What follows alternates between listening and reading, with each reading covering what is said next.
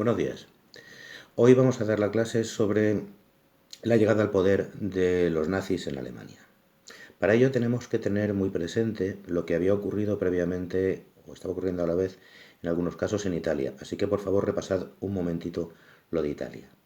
En Italia recordamos que después de la Primera Guerra Mundial aparecen una serie de grupos de gente fuera del sistema, de desarraigados, digamos, de losers, les llamaríamos ahora, que sobreviven pues contándose batallitas de lo que han hecho en la guerra y sobre todo contratándose como matones para romper huelgas, para romper manifestaciones, etcétera, ¿no? A sueldo de los empresarios. Ahí en ese contexto aparece Mussolini, que aprovecha la existencia de estos grupos y los funde todos en un partido, en el Partido Fascista, y en 1923, después de haber roto una gran manifestación, una gran huelga, perdón, de los sindicatos, hacen ellos una marcha sobre Roma y consiguen que el rey le entregue el poder a Mussolini. A partir de ahí se acabó la democracia en Italia, 1923. En Alemania el principio es muy parecido. Tenemos que ir a ver la Alemania de 1918. La situación de Alemania en 1918 es crítica. En primer lugar, se enfrentan con una crisis económica sin precedentes. Alemania ha perdido la guerra y tiene que hacerse cargo, por un lado, de los propios gastos que ha tenido durante la guerra, que han sido horribles, pero además de las imposiciones del Tratado de Versalles. Recordemos que en el Tratado de Versalles se considera a Alemania culpable de la guerra y se le obliga a pagar una enorme cantidad de dinero a Francia y a otros países y además a ceder pues, las minas, la marina mercante, los trenes, todo esto, lo cual sume a Alemania desde luego en una situación económica absolutamente terrible. A la vez, hay una crisis social y de mentalidad muy grande. Muchos alemanes, los más ultranacionalistas, consideran que el ejército alemán no ha perdido la guerra, sino que en la retaguardia, aquellos que no han ido a la guerra, es decir, los civiles, los políticos, los comunistas, que sí habían ido, los judíos, en fin, cualquiera vale, le han dado una puñalada por la espalda al ejército alemán firmando a sus espaldas esa deshonrosa paz que encima ha partido al país por la mitad. Recordad el corredor de Danzig y si no lo tenéis claro repasad el Tratado de Versalles. Bien, en cualquier caso, en 1918 Alemania ya no es un imperio, ya no es el Segundo Reich. El Kaiser Guillermo II ha abdicado y se ha ido del país y en Alemania se implanta una república democrática, la República de Weimar. Weimar es una ciudad alemana donde se redactó la Constitución. En este sistema pues hay un parlamento, hay partidos políticos, todos los partidos políticos, desde los más de derechas hasta los más de izquierdas, la gente vota, hay un sufragio universal y la república es una república federal. Repasad por favor la definición de república federal, la teníais que saber ya a estas alturas, que está dividida en una serie de territorios que se llamaban, como ahora, hoy en día, Länder, escrito Länder, que son los estados alemanes. Bien, ¿cuáles son los problemas a los que se enfrenta esta nueva república, la República de Weimar? Repito, un sistema democrático. Fundamentalmente tres. Por un lado, la oposición radical de la extrema izquierda, que quiere hacer una revolución como la que se había hecho un par de años antes en la Unión Soviética y que está representada por una especie de partido político que se llama la Liga Espartaquista. Se llama así porque toma el nombre de Espartaco, que fue un antiguo esclavo y gladiador romano que se rebeló contra Roma y estuvo a punto de, bueno, encabezó una rebelión de esclavos tremenda, ¿no? Y en homenaje a este señor, pues se llama la Liga Espartaquista, que está dirigida, entre otros, por una mujer, Rosa Luxemburgo, que luego sería asesinada y que merece la pena investigar sobre su vida. Por otro lado, tenemos la oposición frontal al sistema de la extrema derecha. La extrema derecha, formada fundamentalmente por excombatientes, por ultranacionalistas, y con el apoyo de la patronal y de la burguesía que le tiene muchísimo miedo a la Liga Espartaquista. Estos quieren acabar con el Tratado de Versalles y quieren devolverle a Alemania la dignidad, digamos, perdida, ¿no? Y el tercer problema con el que se encuentran es una crisis económica, como he dicho, sin precedentes, que va a llevar a una hiperinflación en los años 20, que ya lo vimos. Acordaos de las imágenes de los niños jugando a hacer castillitos con fajos de billetes, de billetes de banco. Bien, en esta situación es donde hay que entender el ascenso del partido nazi. En 1918-1919 había un montón de grupos de extrema derecha ultranacionalistas y uno de ellos, no el más importante, era el DAP, DAP, Deutsche Arbeiterpartei, que quiere decir algo así como Partido Alemán del Trabajo. A una de estas reuniones, de esta gente pues, que se reunía en cervecerías y hablaban de cómo arreglar el país, pues llegó un momento dado pues, un joven de procedencia austríaca, Adolf Hitler, que había participado en la Primera Guerra Mundial, había llegado a cabo y malvivía intentando vender acuarelas, porque era pintor, por las calles, la habían rechazado en la Escuela de Bellas Artes, en fin. Y este Hitler encuentra ahí su razón de existir. Tanto que en un par de años se hace con las riendas de ese partido, del DAP, del Partido Alemán del Trabajo, añadiéndole las letras NS, NSDAP, Partido Alemán del Trabajo Nacional Socialista. Cuidado con la palabra nacionalsocialista, que no tiene nada que ver con socialismo, ¿de acuerdo? Con el socialismo marxista. Cuando Hitler se hace con el dominio del Partido Nacional Socialista del Trabajo Alemán, o el partido nazi, empieza a dotarlo de los símbolos que conocemos. Pues la esvástica, los uniformes.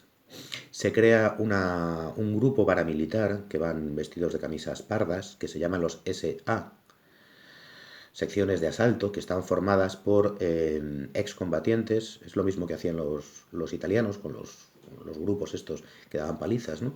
Y que también pues, se van a dedicar a eso, a romper huelgas, a romper mítines, a atacar a líderes sindicales o a líderes políticos, exactamente igual que en Italia.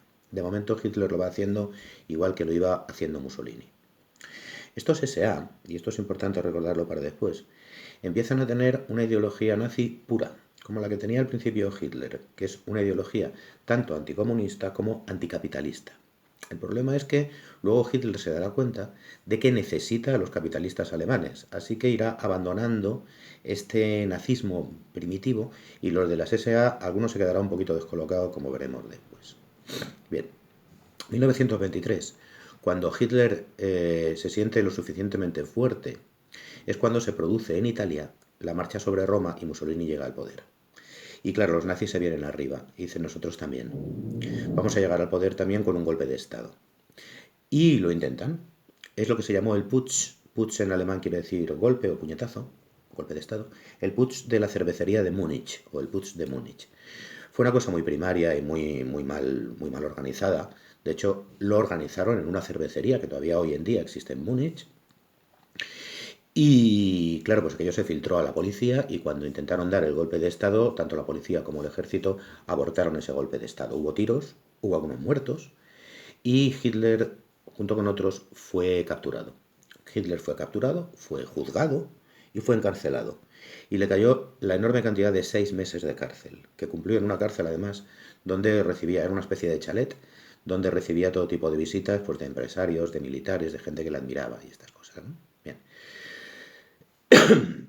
Durante su encarcelamiento, Hitler tuvo tiempo de pensar y escribió un libro, lo que se considera la Biblia del nazismo, Mein Kampf, que en alemán quiere decir mi lucha. Realmente, si eso es la ideología del nazismo, la verdad es que el nazismo piensa muy poco, porque es un libro muy breve, mal escrito, liado, sin ningún concepto realmente profundo. ¿Qué dice Mein Kampf? Bueno, Mein Kampf critica el parlamentarismo, la democracia, el bolchevismo. Mein Kampf se declara abiertamente antisemita. Los semitas son los judíos, también los musulmanes, los árabes, vaya. Declaramente antisemita, echándole la culpa a los judíos de todos los males de Alemania y de la humanidad entera. Refuerza también el liderazgo, todo aquello que vimos de las características del fascismo, ¿no? Dice que Alemania tiene que construir de nuevo un gran Reich, un gran imperio, y acuña el término, o sea, inventa el término del Lebensraum, que en alemán quiere decir espacio vital, y que viene a decir que Alemania, como gran país que es y gran raza, la raza aria, tiene derecho a conquistar un espacio vital, es decir, a ampliar sus fronteras. Y esto será a costa fundamentalmente de los polacos y de otros pueblos inferiores, ¿no? Pero quizá lo más interesante de Mein Kampf es que ahí se produce un cambio de estrategia. Hitler asume que no va a llegar al poder como llegó Mussolini, que ya estaba en el poder para esas fechas, sino que van a tener que utilizar la democracia para llegar al poder democráticamente y luego cargarse la democracia.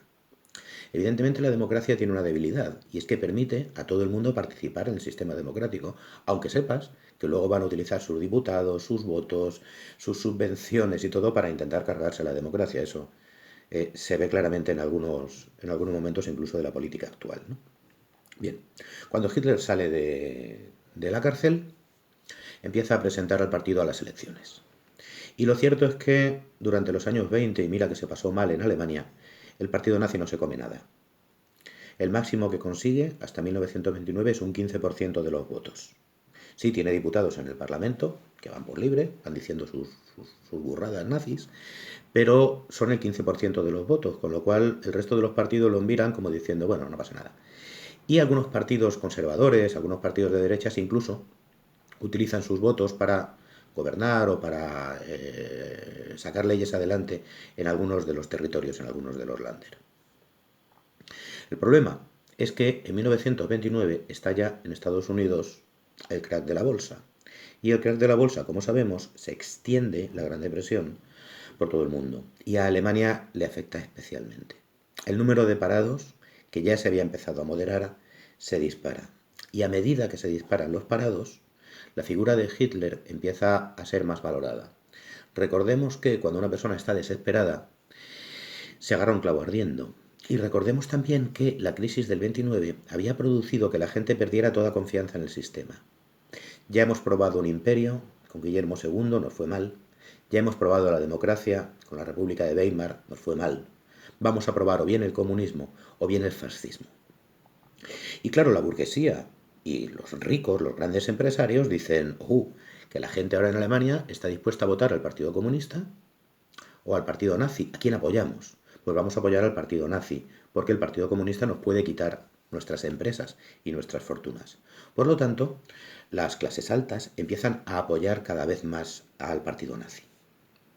En 1932 obtiene 230 diputados. En el Parlamento alemán hay cerca de 500. Y es nombrado canciller. Recordemos que en la República de Weimar, como en otros sitios, había dos cargos. Presidente de la República, como lo hay ahora, y presidente del gobierno. El presidente del gobierno es el canciller. En el 33 es nombrado canciller provisional, porque había elecciones en marzo del 33 y a él le nombran en enero. Hitler está en el poder, pero tiene 3 meses. Enero, febrero y marzo, porque vuelve a haber elecciones. Y esas elecciones las quiere ganar. Así que, ¿qué hace?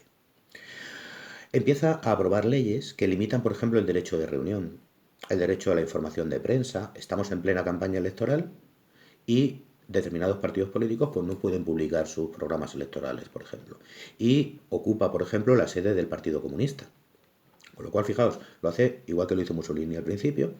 Va a presentarse a unas elecciones, pero está cambiando, está beneficiando a su partido con estas elecciones. Pero lo más gordo llega cuando una noche el Parlamento, el Reichstag, sale ardiendo. Hay un incendio en el Parlamento y el Parlamento queda destruido. Los nazis acusan falsamente al Partido Comunista. De hecho, incluso hacen una especie de actuación en la cual aparece una persona que realmente había salido de un psiquiátrico, diciendo que ha sido el que lo ha quemado, con un carnet del Partido Comunista en el bolsillo, es decir, una especie de pantomima, una especie de coartada, pero que le sirve a Hitler para prohibir el Partido Comunista, esto a muy poquito de las elecciones, y para suprimir un montón de derechos fundamentales. Dice, estamos como en estado de guerra ahora mismo, en estado de excepción, y aunque hay elecciones, digamos, pasado mañana, se va a suprimir los derechos fundamentales, con lo cual, claro, prácticamente está cogiendo las riendas de esas elecciones. Efectivamente, en marzo del 33 hay elecciones y gana el partido nazi, lo que se preveía. Pero fijaos, sin mayoría absoluta. Con lo cual, esto a Hitler no le sirve, porque Hitler quiere llegar al poder democráticamente para cargarse la democracia. Si no tiene mayoría absoluta, a ver cómo saca las leyes antidemocráticas. Pues bien, cuando se reúne el Parlamento, el partido nazi recibe el apoyo de otros 2 partidos políticos. Un partido nacionalista que había y el partido de centro católico, que directamente le dan sus votos a Hitler para que Hitler saque una ley, que se llamará la Ley de Plenos Poderes. Técnicamente, con esta ley, Hitler suprime toda la Constitución de la República y durante 4 años va a poder él hacer las leyes que él considere necesario. A partir de este momento consideramos que empieza la nazificación de Alemania. En el próximo vídeo tendréis la segunda parte.